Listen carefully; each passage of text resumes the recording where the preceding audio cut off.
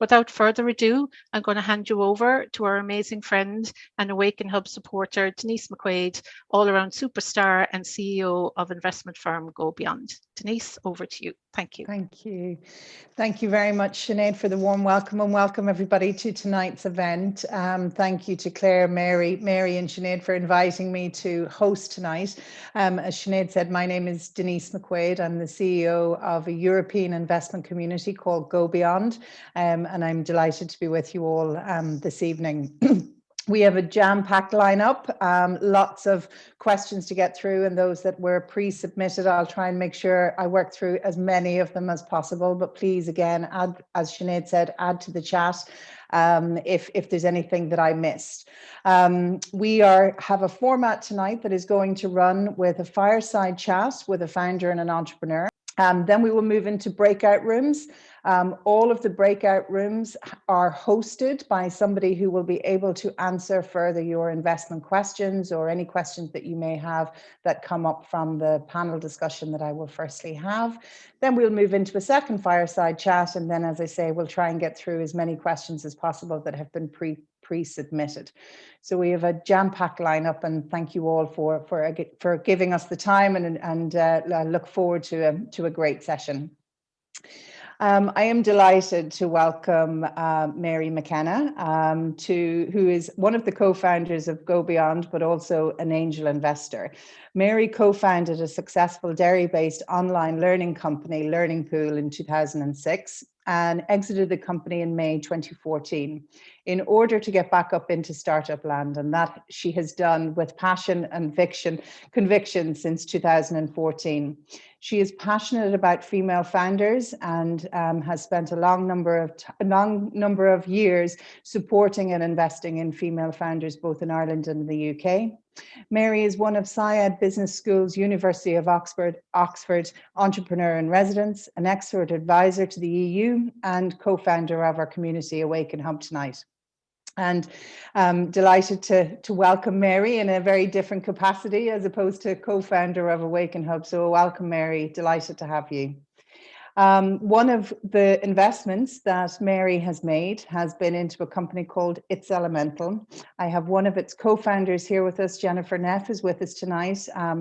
Elemental is an award-winning tech for good company with the purpose of empowering and enabling individuals, families, and carers to better connect into the community and community-based programs, services, and interventions that make a positive impact on their life. Jennifer is a thought leader in the social prescribing space, social innovation, and overall a leader in tech for good. She is a TEDx speaker and was voted one of the Maserati Top 100 Entrepreneurs in 2018. And I had the great pleasure of meeting Jennifer in the very early stages of her fundraising journey. So I'm delighted to be able to facilitate this conversation with you both tonight. So I have lots to get through. So Mary, I'm going to kick off with you. My first question to you is, what do you wish entrepreneurs knew before raising from an angel investor or an angel investment community? Oh, it's a corker to start off with, Denise. Good evening, everybody, and welcome, and really great to see you all. So I have a couple of points to make on this. I suppose I really wish that entrepreneurs would do a bit more preparation and planning around what I'm sort of calling the nuts and bolts of the investment process, Denise, so that they kind of have some sort of understanding of how long things are going to take, you know, how many months it's going to be from when they start out until they actually have money in the bank, although Jennifer's probably got an interesting perspective on this because she did close her pre-seed extremely quickly. And, you know, just what the process is going to be, where the lawyers get involved, where the points are that you can move things around, and what you need to, you know, all the ducks that you actually need to have in a row and what row you need to put them into. And then the second thing that I would say, I think, is more of a general point. I really wish that entrepreneurs would do a bit more homework around the angels themselves before they start reaching out. And I think there's probably quite a few people on this call that are in the same boat as me with this, where they get entrepreneurs contacting them about investment opportunities that really aren't in their space or of any interest to you. So perhaps I wish that the entrepreneurs would do a little bit of homework around who the angels are that are actively investing at the moment and whether or not they're interested in what you're proposing to them. Mm-hmm. And I suppose the last thing that I would say is it's always better if you come with a warm intro. Mm-hmm. Absolutely. And it's one of the things that you and I talk about all the time, Mary, in relation to cold approaches in relation to investment. But obviously, Jennifer, as I mentioned, we met at the very early stages of your fundraising journey with Mary. And I just wanted to ask you, and it's come up in some of the questions that were pre-posed as people registered, what was the most daunting element on your fundraising journey and how did you overcome it?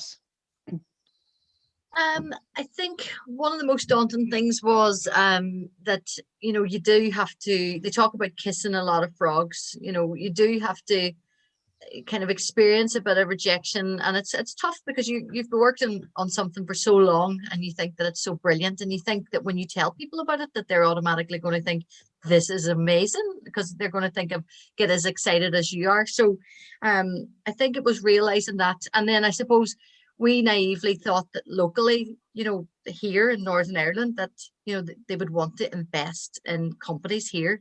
And it was the realization that it wasn't going to be that simple. It felt almost like it was more difficult when we were presenting here.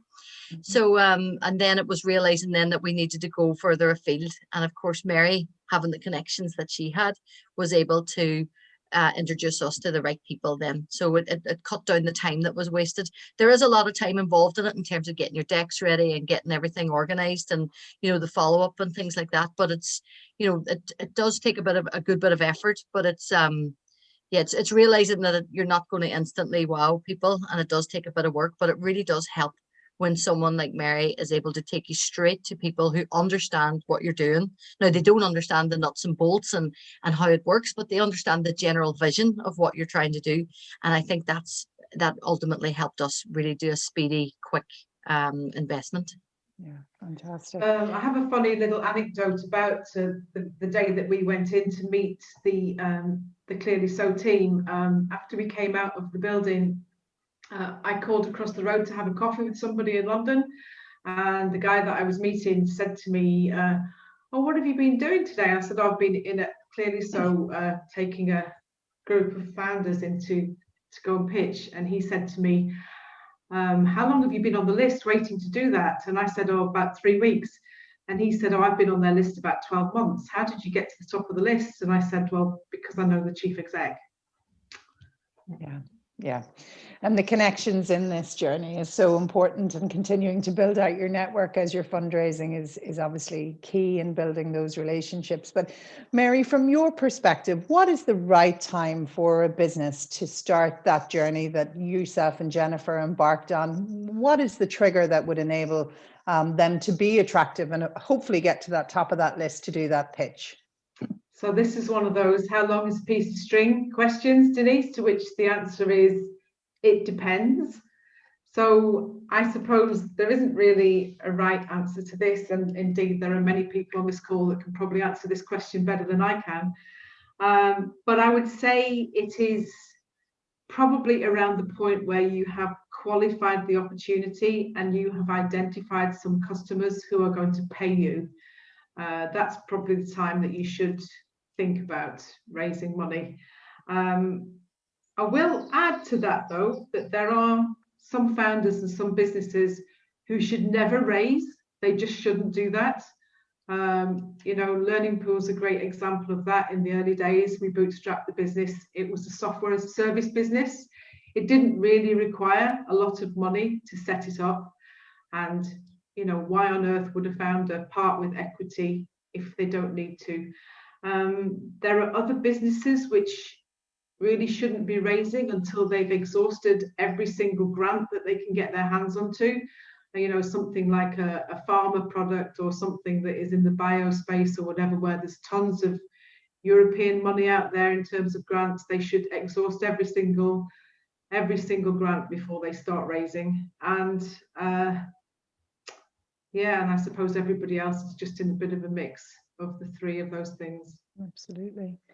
And Jennifer, when you started out, obviously one of the questions that's come through very clearly from the audience tonight, and the questions that have come in preparing your pitch deck and your investment deck, what would you give to, before they approach an angel, before they start on the journey, what would be the piece of advice that you would give them that they should be mindful of in the preparation of their deck and their investment ask?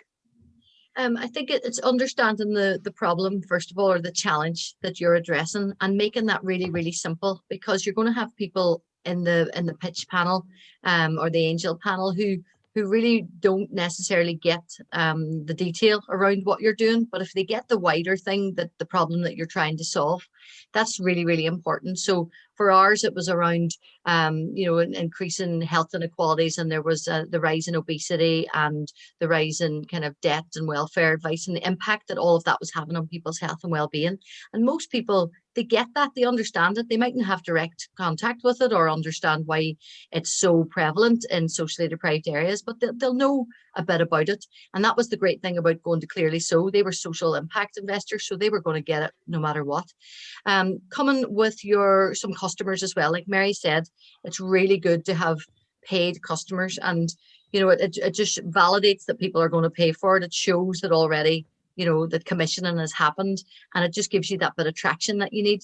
And then I think it's really showcasing the founders as such. So Leanne and I, like when we spoke to one of the investors afterwards, he said, look, it was you two, that I really believed in. I knew that you were going to be unstoppable, and that anything that came your way, you were going to be able to overcome that. So without sticking too much to a kind of detailed deck about, and this is how it works, and then the person does this, and then the person does that. It's about showing off a little bit to show your resilience, to show how you think, how you work well together. If they see two people maybe presenting and they're competing against each other for who's going to be in the limelight, it doesn't help either. You want to show that if you are co-founders, that you're really united, you're tight, you play on each other's strengths and you help each other out. So there's a bit of work to be done on that. And then, being able to just show the opportunity, really, that you understand where the opportunity is. You've done your homework, you've looked at the addressable market, you can kind of justify some of the figures that you're talking about. And then as well, I think having to think about who's on those panels, and not just accepting that. We actually got 50,000 offered more than what we had gone in for. So we had a decision to make whether or not to take that extra 50. But it was just the nature of one of the particular investors that they just didn't seem to get it, even after the pitch and after a second meeting. And we kind of thought, we're actually going to end up spending a lot of our time explaining to that person what it is, and it's going to take us off our track. So we turned that down then in the end, and we were glad we did. Yeah, and that decision, Jennifer, is so important around your investor and that relationship that you look for, and that is so key. And Mary, from the work that you've done and the investments that you've made, Elemental being one, but many others too, what is the key consideration that you look for when assessing a business? What is the thing that will trigger a yes from Mary? For me, Denise, it's always about the team. When I think about Jennifer and Leanne, 3 different people had introduced Jennifer and Leanne to me and said that I really should have a conversation with them, because the 2 of them weren't people that were already part of my network. Indeed, Claire McGee was one of the people that made an intro. So it's always about the team. I do loads and loads of due diligence on the founders, get to know them, have a look at what they've done before, and if I don't know them personally, I will ask around through my own considerable network for people that do know them and have worked with them and that sort of thing. So I will, I'm not going to meet you today and write the check tomorrow. I'm going to spend a long time getting to know you. With Jennifer and Leanne, for example, I was actually Leanne's mentor for a full 12 months through the Propel program. And it was at the end of that process that we then decided that we didn't want to part at the end. So that's the point at which I reached for my checkbook. Okay, fascinating. And Mary, in terms of the considerations, obviously working with Leanne and Jennifer on that process and mentoring Leanne, it gave you the opportunity, as you say, to get to know them. But what should an entrepreneur be mindful of? Obviously, you had the opportunity in 12 months to work that through with Leanne and Jennifer, but what should they be mindful of before taking on investment? Well, I suppose, you have to appreciate that the potential investors are going to be doing a lot of due diligence on you personally and on your co-founder or co-founders. A lot of their attention will focus on that. But I guess if what you're getting at there, Denise, is what might put me off an investment, I think spending that time on the due diligence process allows you to see how the founders behave in times of adversity. If somebody else launches a competitive product, or if they don't hit their targets, or if something else happens, it's very revealing to see how they respond to those things that happen, which is just a normal part of business, to see how they can pull themselves back out of a hole, or just to see whether they can do things with grace when it's not easy. But in terms of other things that would ring alarm bells for me, something that I would be far more careful about these days that I wasn't in the early days when I started out as an angel, is where the technology sits. So I would be very nervous and probably would not invest in a company where the technology is outsourced to somebody else. And if it was, that would be something that I would spend an awful lot of time understanding what the plan was to bring it closer into the company's control. And then the last thing on my list here, and this is purely personal, so please, anybody that's on the call that's in this position, don't take it personally, but I would stay away from husband and wife teams, founder teams. It's not personally for me. Other people like it. I don't, because I've had a couple of poor experiences with that, and people can ask me about that in the breakout rooms if they want to know dirt on that, really, I'm sure you're going to get many questions on that. And Jennifer, from obviously Mary is one of your investors, and then you took on investment, as you say, from Clearly So, a syndicate, a social tech for good syndicate here in the UK. But what we've obviously seen Elemental grow significantly, and I've loved watching both yourself and Leanne's success, and hiring so many through COVID is a credit to you having a really timely product market fit for Elemental. But what was the piece of advice that you received from your investors that has stuck with you through your scaling?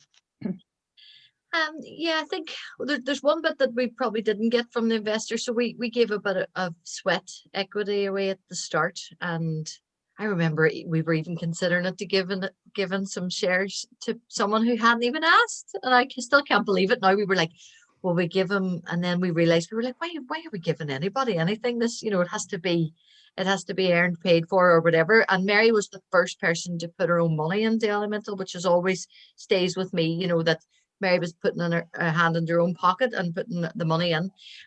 So I suppose there's a couple of things. There's the kind of, it's very easy to get distracted. So we were always told, focus on the people with the rosary beads. So what that means is that people who get it, because you're going to spend a lot of time, whenever I get somebody going, well, what is social prescribing? At the start at conferences and expos and events, I'd be like, well, it's this. Whereas now I'm just like, get rid of them. And rightly or wrongly, I'm just like, there's another 10 people behind them who I know for a fact are actually, and then I'll get one of the team to chat to them about it, because you never know what could come out of it. So it's staying focused, having that razor sharp focus, because it's so easy to get distracted. But if you can focus in the early days on the people who get it, who would see a need from it and who would benefit from it. So in our case, it was, GP practices who had big demand for their appointment time. They needed to be able to look at a way to see what social prescribing could do to help kind of people be getting support in their own community, so that they didn't always turn up at a GP practice every Monday morning. The lawyer side of thing is really important, that Mary said as well. So we have a fantastic lawyer They're called Ford Campbell. So she was brilliant. The girl is, she's absolutely fantastic. She's called Katie Dixon. And what she was doing, she was with us throughout the whole process. So she knew exactly what was happening. We kind of set some really good deadlines together around the investment. One of the ones, it was driven by the fact that she was going on holiday on the Friday. So we knew on this date that she was going on holiday. So then we just made sure to check when all the investors were free, were they going to be able to sign by this date? And, you know, and then we identified when others were going on holiday. So having a really good kind of lawyer on your side that's going to help you with all the paperwork, that really helped. And like we managed to secure that in 43 days or 43 days. And I think it was a record for Clearly So. I don't think they've had anyone that's beaten that since, but it was a combination of everything, you know, in terms of Mary's support, Katie's support, and then just us doing a good pitch and having a good value proposition, and then all the investors just totally clued up.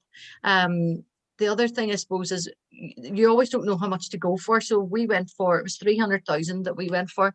And then soon after that, it doesn't last very long. So, you know, there was about a year and a half where it was like, shit, we were all out. We wanted just a wee buffer. So then we had to go out again for a small amount, but we just went around the existing investors. And then 18 months later, again, it started to appear like a cycle. We were like, do we need to go out again just to have a bit of a buffer? The contracts were coming in, but it was just, you know, if somebody paid late, you were in a bit of a dicey situation. So we had to go out again. Again, it was a small amount. And I'm sure the investors were like, here they come again, tapping us now when they said they didn't need any more. And they were probably thinking, should have took the extra off that one that was offered at the start. But it came in a cycle again there just before COVID. And we said, right, do we need to go out again? And we said, no, let's just take the risk and let's just see what happened. And thanks be to God, everything worked out and we're in a really good position, really strong position now in terms of the cash flow and the renewals and everything like that. So yeah, think about what you're going for when you are going out to ask. Is it enough? Can you get match funding from somewhere else? So in Northern Ireland, Invest NI, there's a couple of arrangements going where you could get a bit of match funding from people. So that's another good one as well, because once you get that money, there is other little pots there that you automatically become open and available to you because you've secured it and you've got the backing of the angel investment. Yeah, absolutely. It's lovely to hear you holding your nerve, particularly around COVID, and for it to be so fruitful for you all. It's an amazing journey. But that advice, as you've spoken about, having that legal advice, having, you know, Mary being able to guide you through it. You know, every time I talk to an early stage business who hasn't raised or fundraised before, you know, there's lots of questions. And Mary, one of the things is term sheets. Obviously, it comes up time and time again. Can you give us your thoughts on what points of negotiation there are in term sheets and what elements are just non-negotiable and an early stage investor should just move on if they think they're going to fight that battle? Well, you know, I mean, I would sort of take the stance here that most things in life are negotiable. And particularly, I think if you're negotiating with angels, I think Alton might be on this call today and like he would know an awful lot more about this than I would. But death and taxes are not negotiable. Taxes perhaps are, death certainly isn't. But term sheets, a lot of the stuff that's on there is negotiable if you're negotiating with angels. Not so negotiable if you're dealing with a VC or an institutional investor who's making hundreds of investments, because they're far more likely to have a standard term sheet where, you know, you either take it or leave it. You know, you take it or you walk down the street and go to the next VC. So I would say, you know, stand your ground and negotiate hard on this. I think it'd be an interesting question for you to perhaps ask Susan in the second part of this call, because she has just closed a round where she did do a lot of negotiating with the investors. Yeah, everything's up for grabs. You know, I think it's not enough to just say, no, I don't like that. You've got to propose something instead of. And I think as long as you're prepared to put forward some alternatives, then that moves the conversation along. Stuff that you see the angels negotiating about usually will be to do with the valuation. Stuff like that seems to be where a lot of people get bogged down. Yeah. Well, Jennifer and Mary, thank you so much. I know that both of you will be hosting another founder and investor to our AwakenHub event this evening. Next up, I'm going to speak with Susan Kelly, who's the Chief Executive Officer of Respiratory Analytics. Respiratory Analytics uses the latest sensor tech in inhalation training devices combined with cloud-hosted data analytics to help control symptoms for those with respiratory conditions. Their mission is to improve the lives of those with asthma and COPD. Welcome, Susan. Susan is a trailblazer, a serial risk taker, and with years of experience in the specialist crossed over space between journalism and technology. Susan has recently fundraised and closed her funding round, and has which also included, as Mary mentioned earlier, some funding awards from Innovate UK and TechStart Northern Ireland. So I'm going to have an interesting conversation. Our angel investor joining Susan this evening is Gillian McColgan, who is the CTO of Hilco IP Merchant Banking, a business unit of Hilco Global, and also an angel investor. Gillian is passionate about the arts and business, and she is a Woman in Business Northern Ireland ambassador. Gillian also sits in the Women in STEM Northern Ireland WISE Hub steering committee, and also was involved as a mentor with the Ulster University mentoring program. Welcome to you both. I'm delighted to have you both with us this evening. Thank you. And Susan's with us too. I just needed to make sure I could see you both on screen and so I was directing the conversations. Well, thank you both. I know that you're in very much different parts of the world. So thank you, Gillian, for joining us all the way from the US this evening, and Susan is in Derry. So lovely to have you both. Gillian, my first question to you. What are your top considerations that you think about and consider before making an investment? Okay, that's a good one, Denise. And hello, ladies, to everybody. I guess I have two sides to this. So the first side is not that I'm going to make money from whatever it is. That can't be an investment, because if you look at the stats, 75% of venture-backed companies never return cash to their investors. And 34 to 40% of the cases, the investor loses their whole investment. And that's a Harvard Business School entity. So if you work through those stats, and I'm an engineer, so I will work through the stats, it says that 0.05% of startups basically get VC funding. And that's the reality of it. And where I'm choosing to spend my time and energy is at the front end of that cycle. So it's a much smaller pool than that. If I move on to what I consider around making an investment. So the first thing is that some of it's based on personal experience for me. I have 30 years in tech. So my passion and my experience is in that area, and areas emerging and adjacent to it. So that's where I'm going to put my energy and my focus. It's not going to be explosive, but that's going to be the starting point for what creates passion for me and creates interest. In terms of what I look at, in terms of whether I'm going to put money into a company or not, it starts with good ideas. Do they have ideas? What about the founding team? And oddly enough, even for this element of where we are, I'm going to look for a soup song of business planning. I'm not saying you have to have, a process in place, that you have to have all the elements there, because some of these companies are not mature enough for that. But I am going to be looking in my mind to understand, is this chaos or is there an element of process here? Because if it's chaos, I'm not interested. If there's an element of process and discipline there, then that's a good starting point. Then I'm going to look at it because I'm more interested in human-centric businesses. So I'm going to look for, does it fit within that model? And then I'm going to look at it pragmatically as, am I dumb money coming in, or is there something else I can add as an investor? Okay. And that's really where I start in terms of thinking about the considerations of making that investment, getting to know the team and the idea, and working through the process over time. Mm-hmm. It's fascinating because we talked a little bit about that earlier with Jennifer and Mary too. And Susan, it would be really interesting from your perspective, obviously, going out to start your fundraising journey, which you've successfully closed in 2021. What was the most daunting part for you in moving into taking on external investment?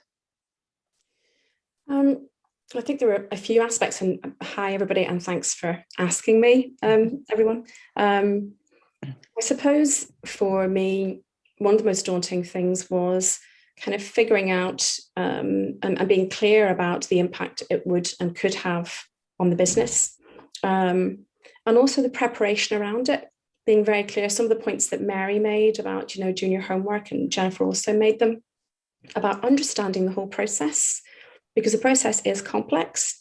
The investment that we took on was a mix of angels and institutional investment, but we also had, what's called non-dilutive money. We had money from Innovate UK, and we also had money from TechStart Northern Ireland. So we had to be clear about what that money was going to do for us, and how we would manage it, and how we would manage all of these relationships. So we had to manage all the process, alluding to what Gillian has spoken to. We had to manage the processes around TechStart and Innovate UK, and our relationships with our group of angel investors. And we've been very close to them. I mean, Gillian is one of those, and they're really what enabled us to be successful.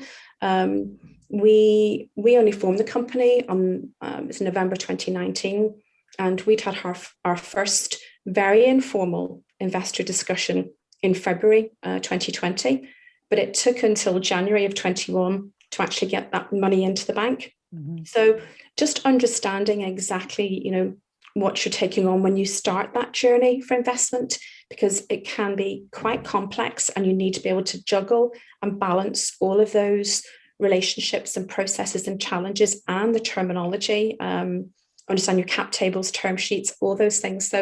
So understanding all of that was key to us. That was, I think, one of the most daunting things, was figuring out how that would all piece together as a jigsaw, and how we would manage that, taking the business forward. Okay.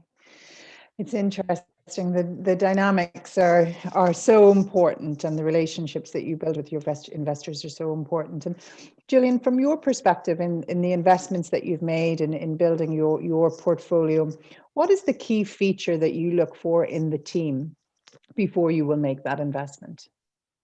Okay, so so I will say that it is my plan to have a portfolio. I have a small group at the minute, but I don't believe in the spray and play model, for example. I don't think that I'm best served, or indeed the companies I get involved with are best served, if I just scatter money in all directions widely with the hope that some will succeed and the money will come back.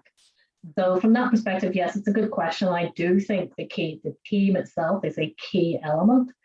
I'm going to be looking for the good ideas. I'm going to be looking for business planning preference. I do have a preference, that has to be said, for teams that are women-led, or at least have women in the founding teams. And that's partly because some of the stats around women-led funding is shocking. I don't know how many other people know this, that only 2.3% of teams in VC are women-led that get funding. And the numbers are actually not getting better. But the corollary to the opposite to that is, when women do get funding, they tend to be ultimately to deliver higher revenue. They pay back, the investments out of women-led teams pay back more than twice the dollars invested to the comparable other 98% of teams that are getting funded. So I'm going to look at business plans. I'm going to ask tough questions. I have a preference for a human-centric model. I would think at this point some of it will be focused around social good, social investing, which is partly why Susan and Aflo were attracted to me. But it's not exclusively that. I think it'll always come back to decent rigor. Chemistry in the team, is there a good idea there? Just the basic nuts and bolts of what does the business look like, and do I think the team that's in there can deliver? That's that's really where it is. But the team chemistry is interesting because it's not just about them having complementary skills. There's got to be a team chemistry that, you know, the last thing I want to do as an investor is end up in a situation where I'm mediating between founders. Yeah. That's not a place that I want to be. And I don't think it's a place that a founding team is going to have a successful development of a business from. So that kind of personal chemistry between people, the nuts and bolts of it in terms of who's responsible for what, where the clear guidance is on responsibility. Yes, it's good to have people that are articulate and outgoing and can talk about what they're doing in the pitch. But I know a lot of CTOs aren't that way. So there has to be some balance there as well. But team chemistry, team dynamics, the skill set matches, and in my case, a preference for women-led, human-centric social good. Okay, fantastic. And you talk about that team dynamic and the chemistry within the team, but it's also a really important piece of the investor and entrepreneur relationship. And Susan, from your perspective, and you've obviously closed your round in this year, in this calendar year, for any young company that's looking to raise investment, what advice would you give them before approaching an angel investor or an angel investment community? I think I have to go straight back to what Mary said earlier, which is do your homework. And it really is as simple as that. It's understand if you are intending to approach somebody, are they interested in your space? And ideally, I mean, if you want to approach somebody, get a warm introduction. And I mean, that's, if you've got a network like this, that simplifies that whole process. Mm-hmm. I think my key piece of advice would be understand who you're approaching. Be clear about the problem you're trying to solve. You know, in our case, it's an enormous problem. And we describe ourselves a bit like Jennifer as we're a tech for good company. But be clear about what that problem is, what the size of the market is, and be clear that you're going to an investor who is interested in that space, particularly angels who may have a very clear, Gillian's just talked about, investing preferentially in women. We know there are people out there who don't want to invest in women, a great deal of them, sadly. Mm-hmm. So I think also speak to other people and get a sense of what's going on in the kind of the network around you in terms of angel investors. Also be clear about what your expectations are. So you may be looking for angels who bring sectoral expertise or can widen out your network. We're very fortunate in the group of angel investors that we have. Gillian's got all that tech expertise, and she'll tell you we were exchanging emails long into the night not that long ago about Bluetooth modules, about which I know I could fill the back of a postage stamp. Gillian, however, could fill up War and Peace, I think, with her knowledge. So having that knowledge is brilliant. And again, amongst our angels, we have people who've worked in big pharma. I've worked in pharma myself, but they've worked in territories that I haven't worked in. We have an engineer, we have somebody who's been a people manager and a troubleshooter for an enormous corporate who's going to help us build our team. We have Mary, I hope she doesn't mind me saying. Mary's network is enormous. And also, Mary came to me as a mentor. So be clear as well about the relationships and what you can offer your angels. It's a two-way street. They're looking to invest in particular sectors.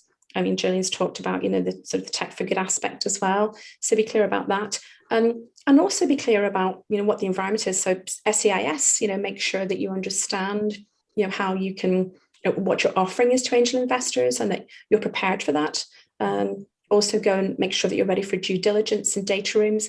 If you've got business plans, have those ready and available so that you look like you've got a purpose, that you're serious about what you're doing and you're not wasting anybody's time. Absolutely. And that's key. Preparation, be prepared, who you're reaching out to, try and understand what motivates them, as Gillian has identified very clearly as to what makes you tick as an investor, Gillian, in terms of looking at a company. But Gillian, one of the key considerations for any company is how do you establish your valuation? And looking at how it's calculated and how you present that. What are the things that you look for in that? So I'll start by prefacing this with the fact that I probably have some controversial views on this topic. That's been informed by the fact that a lot of my experience has been in the US and in the US markets. And in that time, I've been a minority shareholder in a company that had 5 public shareholders. I've co-founded a startup that was sweat equity invested in. I'm currently in a situation where we're the minority shareholders in because we decided to take a buyout offer. And within that, we have done a number of investments in tech in early stages where we have put sweat equity from the company in because the founders couldn't afford to pay. But we're also very, very clear about they have a buyout opportunity as well when they get money. Because we don't want to end up owning huge chunks of their company because that's not necessarily good for them in terms of going into valuation rounds. But recently, in the last 15, 16 months, I've started getting a better understanding of the UK and the European market. And I will say that while I am wholeheartedly a supporter of grant and local enterprise funding and taking all of that as capability, whether it's Innovate UK, local enterprise, TechStart in Northern Ireland, or any other source of grants, it's a great way to get started when you're not giving away equity. But what I am observing is that I think it distorts very much the early stage view of valuation from the founders' perspectives. So I think that there is quite often a disconnect between what the founders think their value is based on grant money that they have received versus what the angels see as the value of the company. And it's smart money to take. It doesn't cost you equity. It moves you forward. It gives you a leg up on your maturity thinking. I'll reiterate back to this point that Mary made earlier. If you can fund or self-fund yourself, it's not necessarily the right place to take money. And that sometimes affects valuation as well. But I mean, in my case, I've seen pitch decks where people are coming in looking for seed funding without customers. They've had, $500,000, maybe more in grants in some ways. They're putting down valuations that are 8 to 10 million on paper with nothing to support it that's logical other than I've managed to secure this much incubation money and this much grant money, as if that somehow has a value in the valuation process. So I'm saying valuation has to be driven by real tangible items, has to be driven by where you are in the process of going to market, have you secured a customer or not, what your business is going to look like. Is it cash flow driven? Is it heavy tech investment? Is it software as a service with near-term revenues? All of those things make up valuation. But the starting point for valuation isn't, I've had £500,000 of UK Innovate grant money and my value is £8 million because of that. Yeah. So I think that's kind of where I come at it, is when I start seeing people pitching their valuation based on the grant money they've received, that's almost a one strike, you're out, move on for me. Yeah, absolutely. The valuation is the great debate that will continue, I think, in early stage angel investing for sure. And Susan, just as you've gone through the journey, what has been the one piece of advice that an investor gave you that has stuck with you as you've continued to grow the business? I don't know if it was advice necessarily, but it was a point that was made to me about resilience and about demonstrating resilience. And it really, I suppose, has remained uppermost in my mind. When there's been loads of lessons and lots of things that have been said to me. I think resilience is a key one, but also about belief. I definitely, the conversations I've had with investors around just being sure about what you're doing and believing what you're doing, I think is a really important aspect of the advice that you get. Now, obviously, that will only take you so far. But yeah, I think that's kind of being resilient and keeping going. I think I've said this before. You will take a lot of knocks along the way. And if you can't stand up to those knocks, perhaps, it's just not the thing for you, but certainly just to keep going. yeah, I think that's probably the best advice I've had. Yeah, keep going.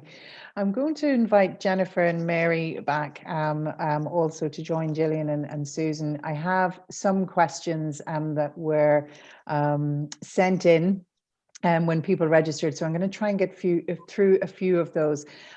The AwakenHub team are going to kill me because I am running over time and I haven't stuck to schedule. So I'll try and get through as many of these as I can in the next 5 minutes before we need to. I pass you back to Sinead to close for this evening.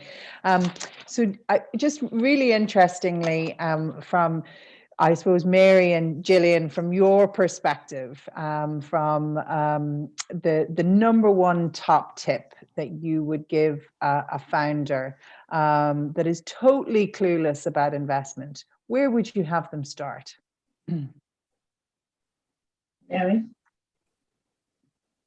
Mary, back with us? You have to start by building out your network. I think by talking to other people that are in the same place as you are. I think that's the most important thing of all. And if you don't have a network, well, you do because you're here today. But if you genuinely don't have a network amongst entrepreneurs and founders, then it's dead easy to build one, but it just takes a lot of time and energy and effort. And that would be what I would suggest, because it will pay you back so many times over in terms of all the things that you'll learn. Okay. Gillian? Yeah, I think I would sort of iterate that. It's very much the same with me. People make investments, not machines. And the network and the introductions from others in a trusted network are going to get you much further than anything else will at the starting point. So as Mary said, if you're here today, you've already got a network. So I suggest you use it and you become active in it, and it's supportive and all the rest of it. And ask people for help. You know, I need contacts. Do you have anybody I can speak to about this? People are very willing to offer their help if you're not going to waste their time. Mm-hmm. Absolutely. And it's that time wasting that we talked about in my breakout room for sure. Approaching people, most people are willing to open up their networks and give advice, but make sure your ask is clear and specific of that for sure. Yeah. And Jennifer and Susan, obviously you both have many investors within your companies, but it would be really interesting, I think, for our audience to understand. It was a question that was posed before the event, is what is the number one attribute that you saw in your investors, or that you think has made a big difference to you personally and to the business? I don't know if Jennifer is going to jump in. Yeah. So the sun is shining through here and there.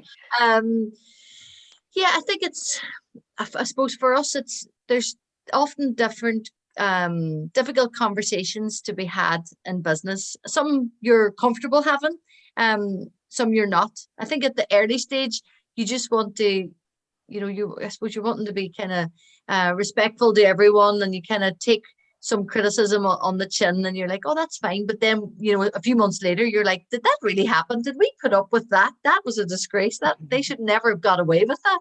But what Mary taught us very early on was that she was able to have the conversations that we weren't able to have. So I mentioned in our group, Mary was able to corner Alistair Hamilton, CEO of Invest Northern Ireland, at a Dubai event, and just say, why are they still within this particular group? They should be in high growth. They should be in life sciences.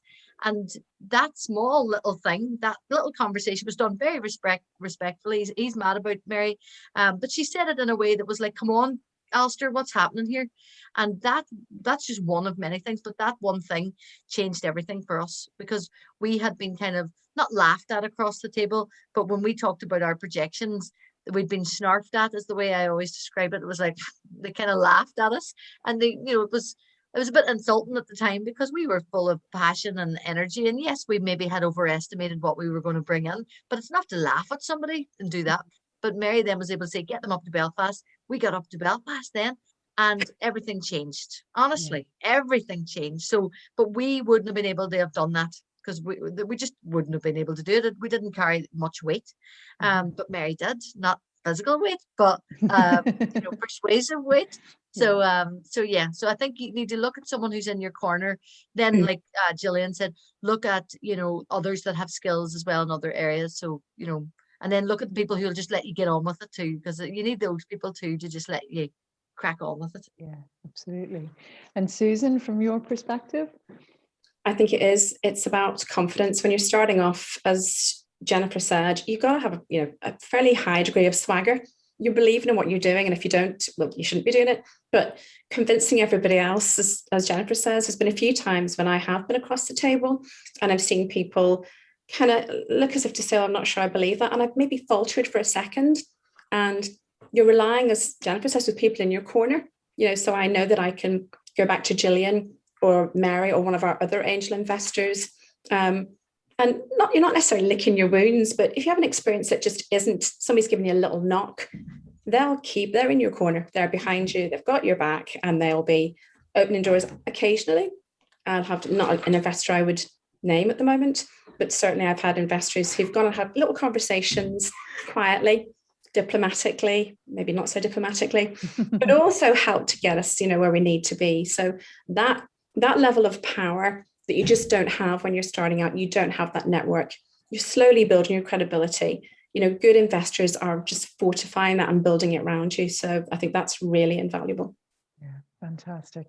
Now the AwakenHub team are going to ask me to let everybody go and get back to their evening. So thank you, Gillian, Susan, Mary, and Jennifer for your time this evening. We could probably continue this conversation, probably may need to host another event, which is an investor focused, and particularly in terms of building those early stage relationships in terms of raising and doing your early stage investment. Thank you everybody for joining us. It was my delight and honor to be your MC and host tonight. There are a lot of questions that were asked before the event, and I think probably between the AwakenHub team and myself and anyone else that would like to contribute, we'll try and answer some of these in a blog post. I think that would be probably useful, that we didn't get to tonight. I'm going to pass you back to Sinead to close out this evening, but thank you very all, and I look forward to seeing you all again soon.